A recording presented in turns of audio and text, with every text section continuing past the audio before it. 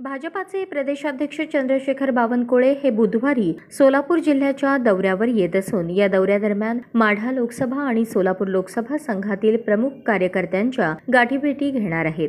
दुपारी पंढरपूर येथील दौरा आटपून प्रदेशाध्यक्ष बावनकुळे हे सोलापूर लोकसभा मतदारसंघाच्या दौऱ्यावर येतील। दुपारी 3च्या सुमारास सोलापूर लोकसभा मतदारसंघातील बूथ प्रमुख, केंद्र प्रमुख आणि प्रमुख पदाधिकाऱ्यांची बैठक रंगभवन सभागृहात घेतील अशी माहिती भाजपाचे शहराध्यक्ष नरेंद्र काळे यांनी दिली।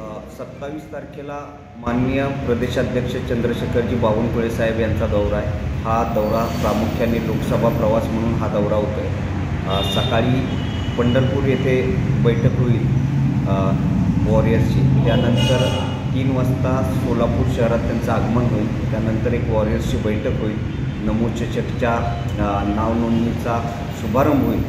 वॉरियरची बैठक झाल्यानंतर एक कोर कमिटीची बैठक होईल आणि त्यानंतर 10:30 वाजता सिद्धेश्वरनी ते मुंबईकडे रवाना होते।